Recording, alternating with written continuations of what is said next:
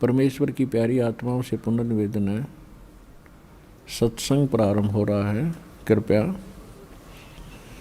सत्संग स्थल पर शांतिपूर्वक विराजमान होकर के श्रद्धा से सत्संग सुने। सत साहिब सतगुरुदेव की जय। बंदी छोड़ कबीर परमेश्वर जी की जय। स्वामी रामदेवानंद जी गुरु महाराज जी की जय हो।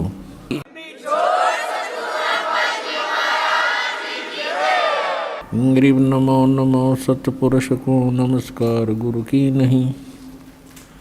सुर नर मुनि जन साधुआं संतों सर्वस्ती नहीं। सतगुरु साहेब संत सब डंडो तुम प्रणाम। आगे पीछे मध्य हुए तिनको जहाँ कुर्बान। नराकार निर्विषम काल जाल वैभंजनम निर्लेपम निज निर्गुणम अकल अनुबेशुंदनम। सोहम सुरति समापतम सकल समाना निर्तल। उज्ज्वल हिरंबर हरदमम बेपरवा अथा है वार पार निमज्जतम। गरीब जो सुमर सिद्ध होई गणनायक गलता ना करो अनुग्रह सोई पारस पद परवाना। आदि गणेश मनाऊं गणनायक देवन देवा। चरण कमल लौलाऊं आदंत करूं सेवा। परम शक्ति संगीतम रिद्धि सिद्धि दाता सोई। अवगत गुण अतीतम सतपुरुष निर्मोही। जगदम्बा जगदीशम मंगल रूप मुरारी। तन मन अर्पों शीशम भक्ति मुक्ति भंडारी। सुर नर मुनि जन ध्यान ब्रह्मा विष्णु महेशा। शेष सहस मुख गावे पूज्य आदि गणेशा। इंद्र कुबेर सरीखा वरुण धर्म राय धावे। समर्थ जीवन जी का मन इच्छा फल पावे। 33 कोटि अधारा धावे शेष 88। उतरे बहुजल पारा कट है यम की फांसी। 33 कोटि अधारा धावे शेष 88। उतरे बहुजल पारा कट है यम की फांसी। कर जोरूं विनती करूं धरूं चरण पर शीश। गुरु जी राम देवानंद जी महाराज ने दियो नाम बख्शीश। कोटि कोटि सिजदा करूं कोटि कोटि प्रणाम। चरण कमल में राखियो में बंदी जाम गुलाम। कुत्ता हूँ गुरुदेव का रामपाल दास का नाम। गले प्रेम की जेवड़ी जाखे चोवा जाऊं। तो करो तो बावड़ू दूर दूर करो तो जाऊं। जो राखो त्यों ही रहूं। जो देवो सो खाऊं। गुरु जी तुम ना भूलियो। चाहे लाख लोग मिल जाएं। हमसे तुमको बहुत है तुमसे हमको नहीं। कबीर गुरु जी मिलेंगे पूछेंगे कुशलात, आदि अंत की सब कहूँ अपने दिल की बात। कबीर जय इब कै सतगुरु मिले, सब दुख आँखों रो, चरणों ऊपर शीश धरूं कहूँ जो कहनी हो।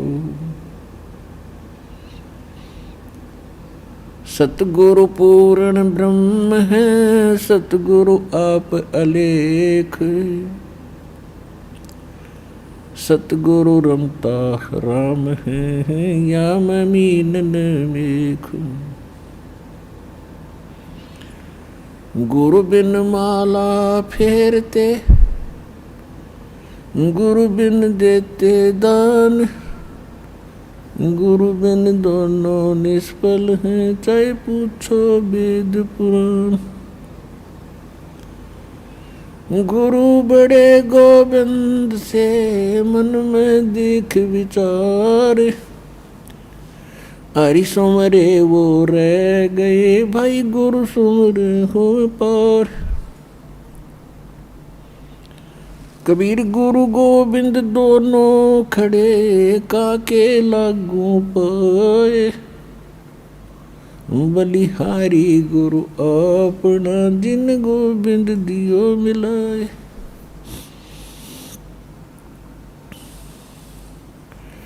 परम पिता परमात्मा पूर्ण ब्रह्म सर्व सृष्टि रचनहार कबीर परमेश्वर जी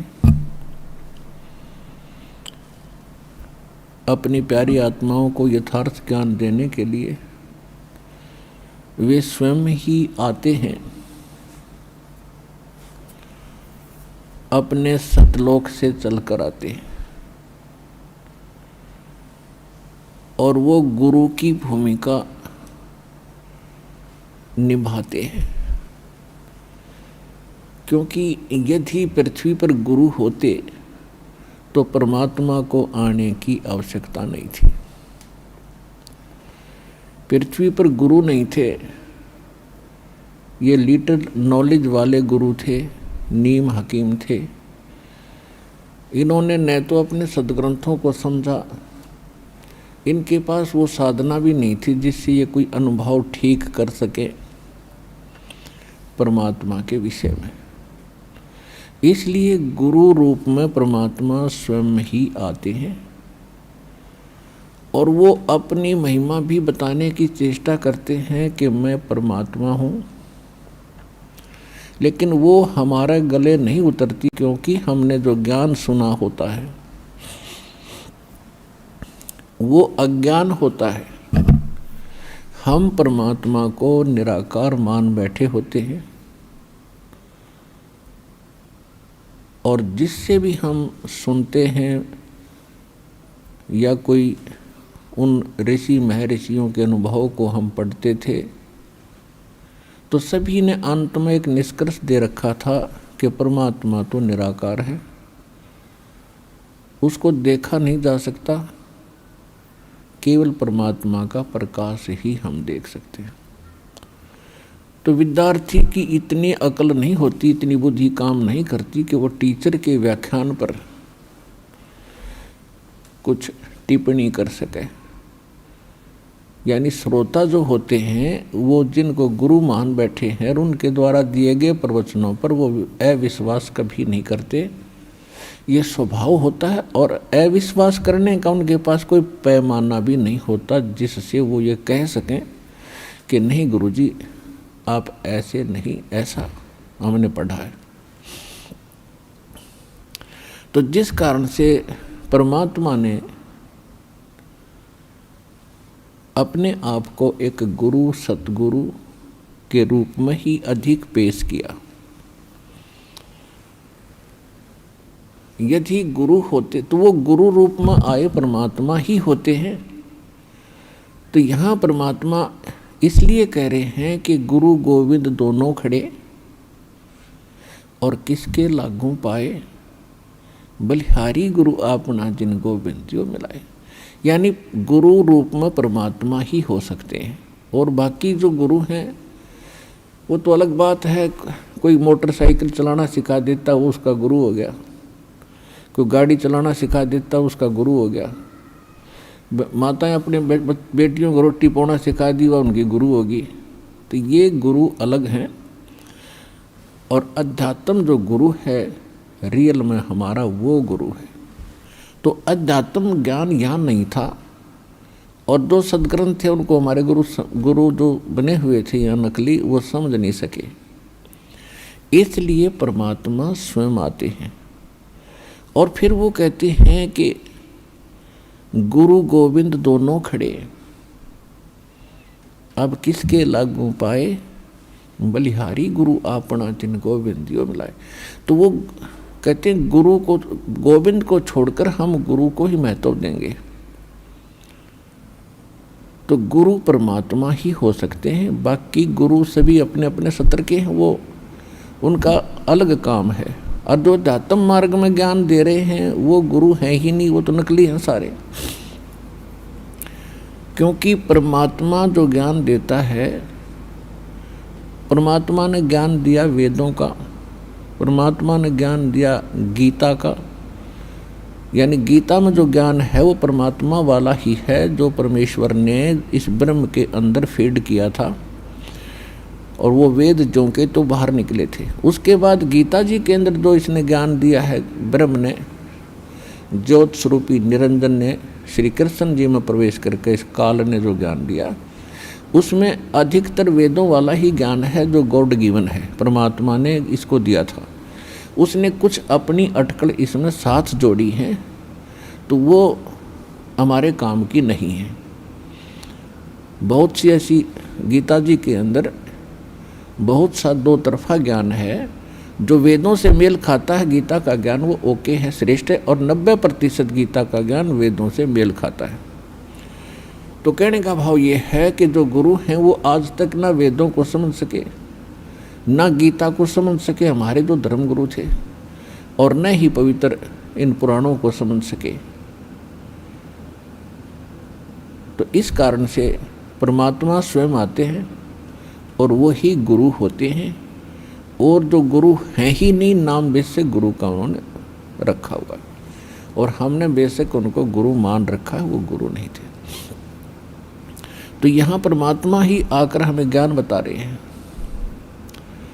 सतगुरु के उपदेश का लाया एक विचारे, जय सतगुरु मिलते नहीं तो जाते नरक द्वार।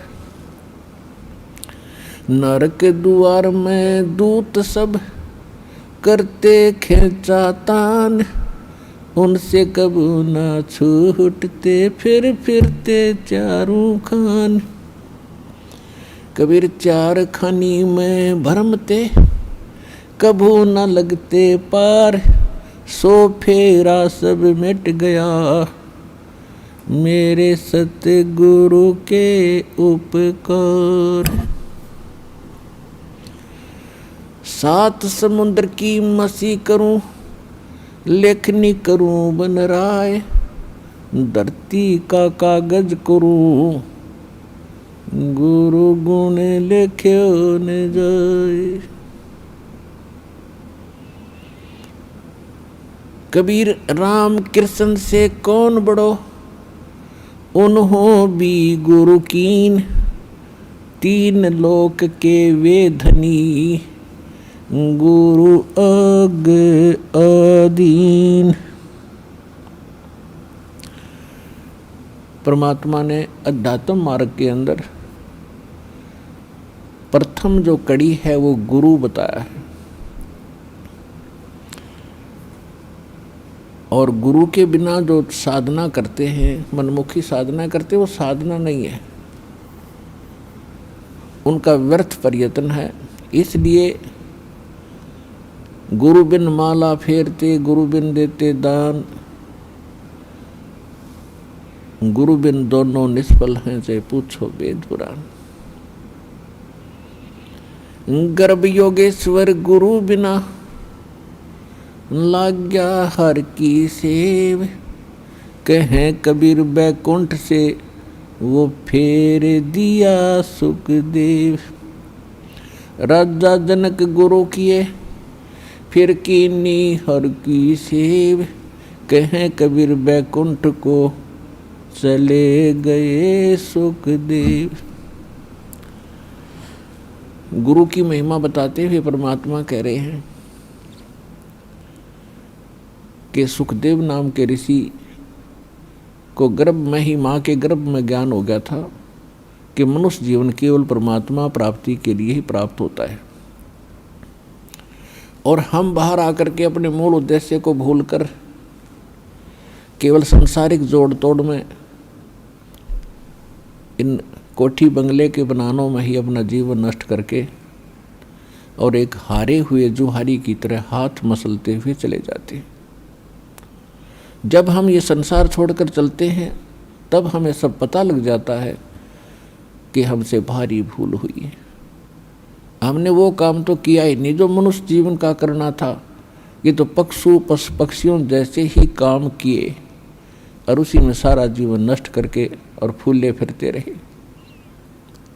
फिर ये वहाँ जाके रोता है जीव धर्मराज के सामने खड़ा होकर के, जहाँ इसका न्याय किया जाता है, इसका हिसाब होता है। तब बहुत रोता है, बहुत पछताता है, इसको पश्चाताप करता है। फिर इसको सब बातें याद आती हैं कि जब तू मानव शरीर प्राप्त करके यहाँ से गया था, कितना शुक्र मनाया था भगवान का, और क्या क्या प्रॉमिस किया था, भगवान भक्ति गणी करूँगा और पेट गुजारा तो आपने ही देना है दाता। तो उस समय उसको याद आती हैं वो बातें। पौ फाटी पगरा भया जागी जिया जून। सबका हो को देत है वो चोट समाना चून। सभी प्राणियों का, जितने भी ब्रह्मांडों के अंदर जितने प्राणी हैं, सबका वो परमात्मा पालन करता है और सभी की उसको चिंता है। क्योंकि माँ के गर्भ में जब ये बालक होता है उस समय ना माता सहाय कर सकती है, ना को पिता का सहयोग वहाँ काम कर सकता है। तो वहाँ पालन कौन करता आपका? वहाँ आपका सुरक्षा करने वाला कौन था?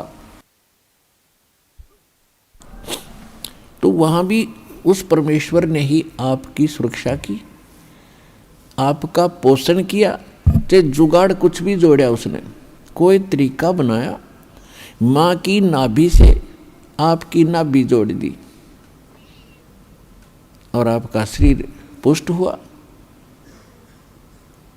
और माँ के गर्भ में आप बहुत दुखी होते हो। ऊपर को पैर होते हैं, नीचे को सिर होता है, और बाहर आके आप भगवान भूल जाते हो। कबीर साहब कहते हैं, दुख में सुमरण सब करे, सुख मुकुर ना कोय। जय सुख में सुमरण करो, तो दुख कहे को होए। परमात्मा याद दिलाते हैं कि जब तुम पर आपत्ति आ जाती है तब तो भगवान दिखाई देता है, और जब तक तुम्हारे पूर्व जन्म के संस्कार ठीक होते हैं, आपके पुण्य चलते हैं और आप अपने आप को सुखी महसूस करते हैं। वैसे तो यहाँ सुख है नहीं, हम झूठे सुख को ही सुख मान बैठे। कबीर साहब कहते हैं, झूठे सुख को सुख है ये मान रहा मनमोद, जो सकल चबीना काल का कुछ मुख में कुछ गोद। फिर भी जब तक हम सुखी महसूस करते हैं तो भगवान से कोसों दूर रहते हैं। और भगवान की पूजा कैसी करते हैं? महीने 2 महीने 6 महीने में कभी इष्ट धाम पर मत्था टेक आए, शुक्रवार मंगलवार को प्रसाद बांट दिया, किसी दिन व्रत रख लिया। और अधिक लोग वर्तमान में तो नास्तिक ही हो चुके हैं, क्योंकि समय पर टूक मिल रहा है, अच्छी व्यवस्था होगी है, शिक्षा होगी है, अच्छी पोस्ट होगी हैं, खूब परमात्मा ने बुद्धि दे दी अपने बच्चों को, इन्होंने ट्यूबवेल लगा लिए हैं, नहरें अच्छी बना ली हैं, बढ़िया आहार समय पर मिलने लगा। अब भगवान से कोसों दूर हो गए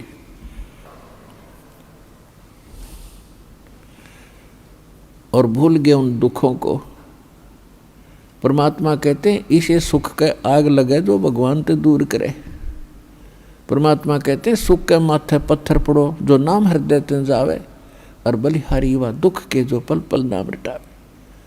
पुराने समय में हमारे पूर्वज बताया करते थे बुजुर्ग कि वर्षा ना होती थी, भगवान को याद किया करते थे। कोई भी दुख आता था भगवान को बैठकर याद करते थे, हमारी आपदाएं टला करती थी।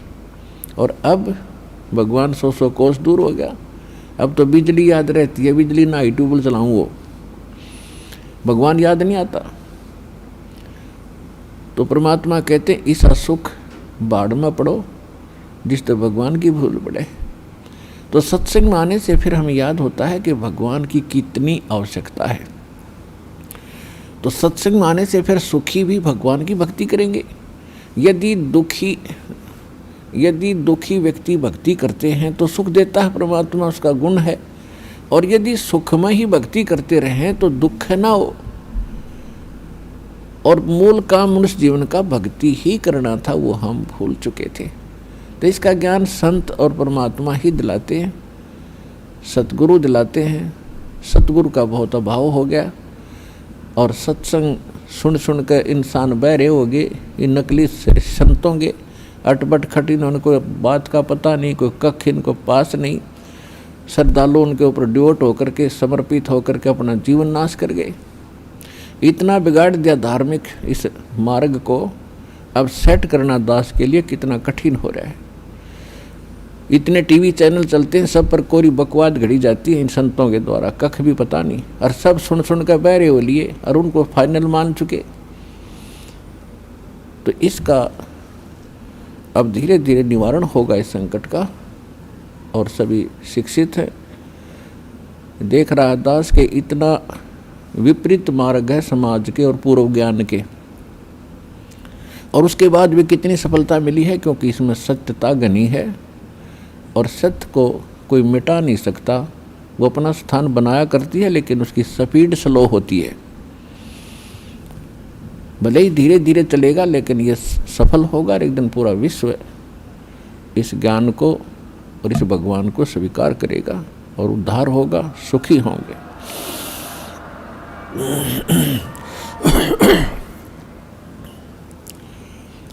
तो प्रसंग चल रहा है कि जब ये भगवान के दरबार में पहुंच जाता है तब इसको सारी बात याद आती है। जब वहाँ से चला था, मनुष्य जीवन पाकर आते हैं तो सभी उसके साथी बधाई देते हैं कि मेहर होगी भगवान की तेरे पे, और भगवान ना बोलिए, घनी भक्ति करिए, पीछा छुटवा के आना अब के। तो वहाँ से हम भी बहुत खुश होते हैं कि परमात्मा अब को और काम मैं नहीं करूँ, आपको याद करूँगा, और आप जो मस्तिष्क में लिखा वो तो आप देते ही देते हो। ये तो विधान है भगवान का, और पेट गुजारे के लिए आवश्यक काम करूँगा, बाकी समय में आपको याद करूँगा। तो यहाँ आने के बाद इसको इतनी भूल गिर देता है ये काल कि ये पिछला सब भूल जाता है, और नए सिरे से इसकी पढ़ाई शुरू होती है। ये तेरा चाचा या तेरी चाची, ये तेरा मामा, ये तेरा बुआ, तेरी बुआ, और इस तरह से फिर इसको पढ़ा करके ये सांसारिक ये मंत्र, माया कैसे इकट्ठी करनी चाहिए, बड़ी कोठी बना ले बड़ी इज्जत हो जाएगी, तो ये नए मंत्र सिखाए जाते हैं इसको।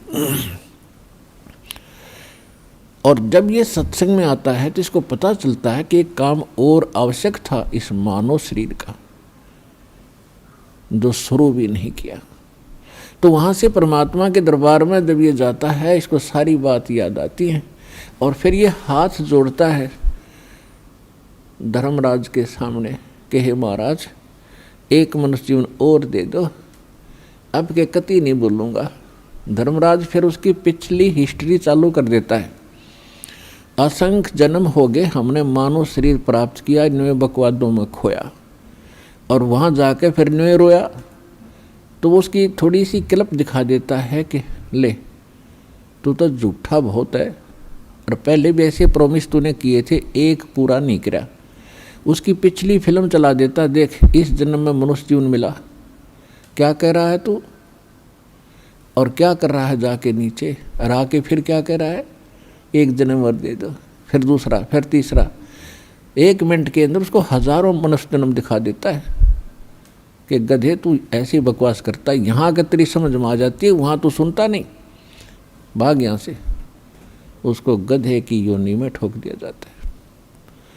तो पुण्यात्माओं, ये गॉड गिवन स्पिरिचुअल नॉलेज है।